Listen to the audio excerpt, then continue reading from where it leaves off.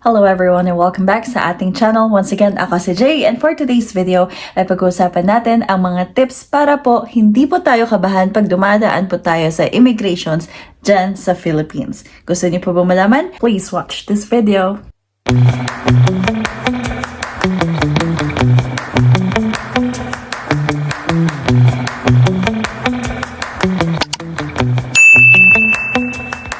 So, gagawin lang po nating light ang topic na to ha. So, may 3 tips lang po tayo para po hindi po kayo kabahan pag go through po kayo ng Philippine immigrations pag lalabas po tayo ng bansa.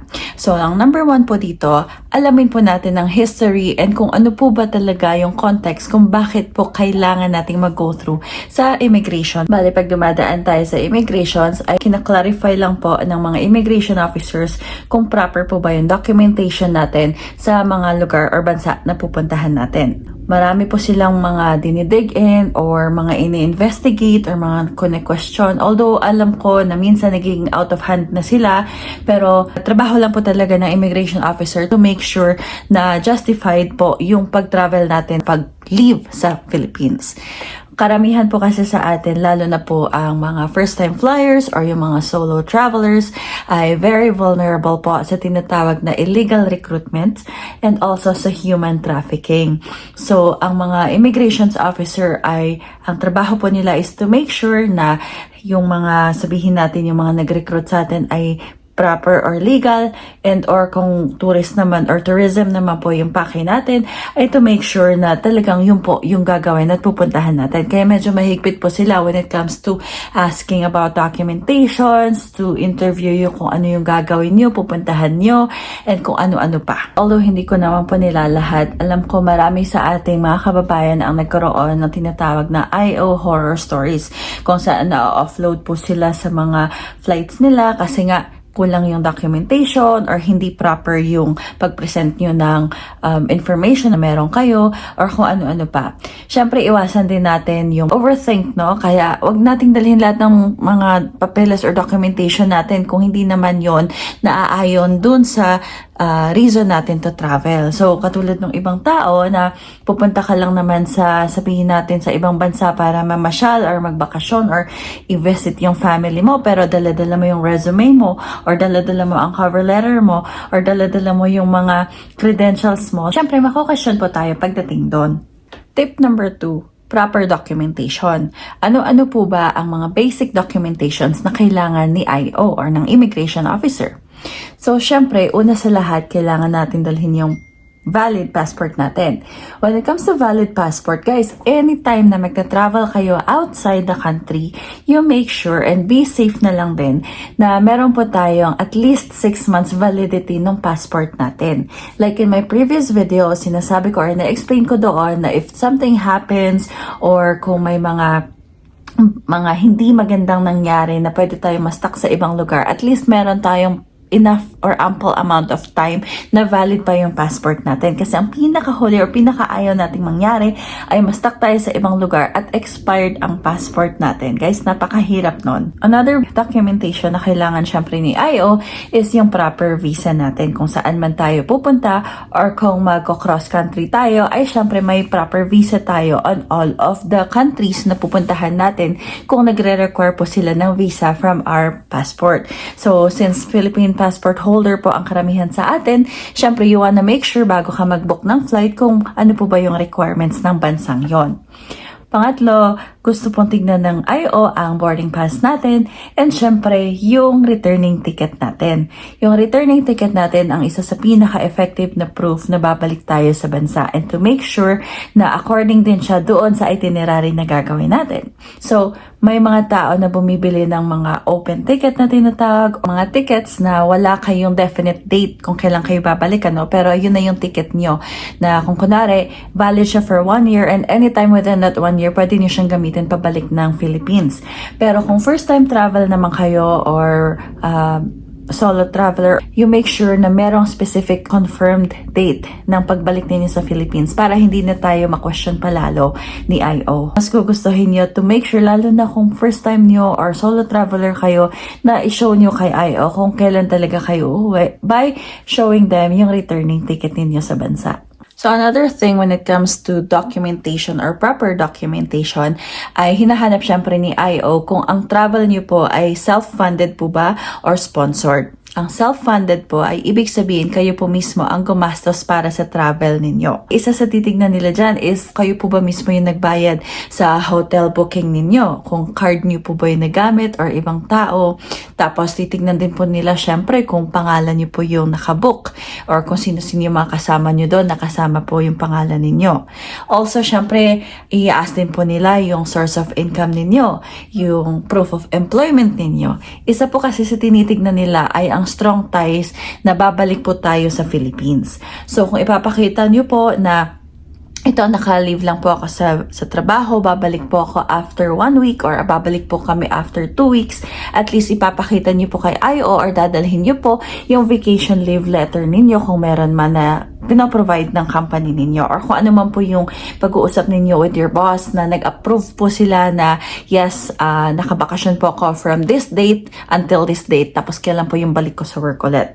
Bali, in short, kailangan nyo lang po talagang i-justify kay IO na meron po kayong strong ties na babalik po kayo sa Philippines.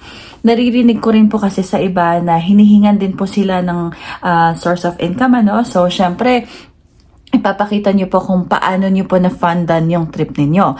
So, titignan po nila yung bank statement nyo po minsan or yung iba kung wala man po kayong dalang bank statement.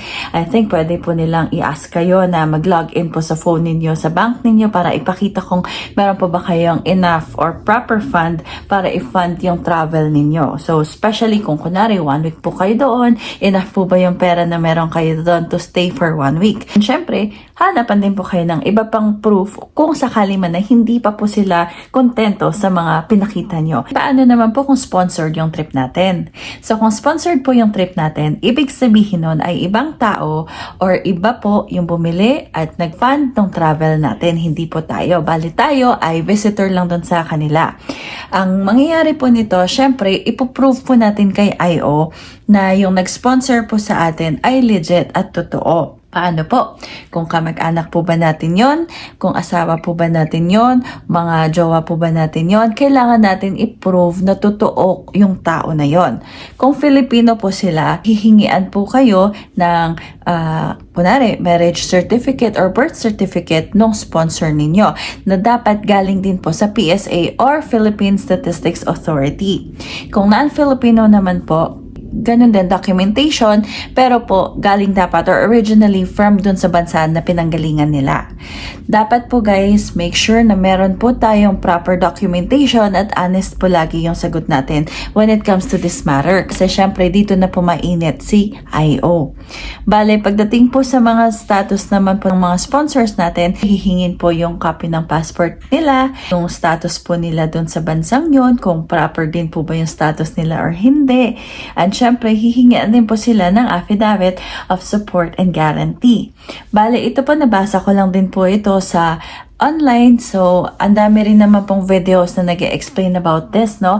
Pero ito touch base lang po natin saglit dito para naman po mas maintindihan din po natin kung ano po ba yung affidavit of support and guarantee. So, medyo babasahin ko lang po konti ha. Yung affidavit, dapat meron doon na magpo-prove kung ano po ba yung relationship ninyo doon sa sponsor ninyo. Also, yung contact information ni sponsor. Pangatlo, ipapakita or ipoprove kay IO na si sponsor ay may enough source of income para ma-fund yung travel ninyo. And if ever man, kailangan din po nila yung bank statement or yung source of income ni sponsor. Titignan din po nila syempre ano po ba yung status ni sponsor doon sa bansang yon. Like what I said, kung kapwa Filipino din po natin or asawa, kamag-anak, ganon. Syempre, ipapakita nyo po ba kung permanent resident po ba sila doon, citizen po ba sila doon, or open work permit po ba sila doon. Depende rin po sa status, no, kung okay lang po and legal po ba silang mag-sponsor sa inyo. Also, titignan din po nila yung mismong reason kung bakit po kayo ini-sponsor. Is it really true, legit na talagang travel lang po ba or na talagang bakasyon lang po ba or there's a hidden agenda? Syempre, trabaho na po ni IO na mag-investigate nun.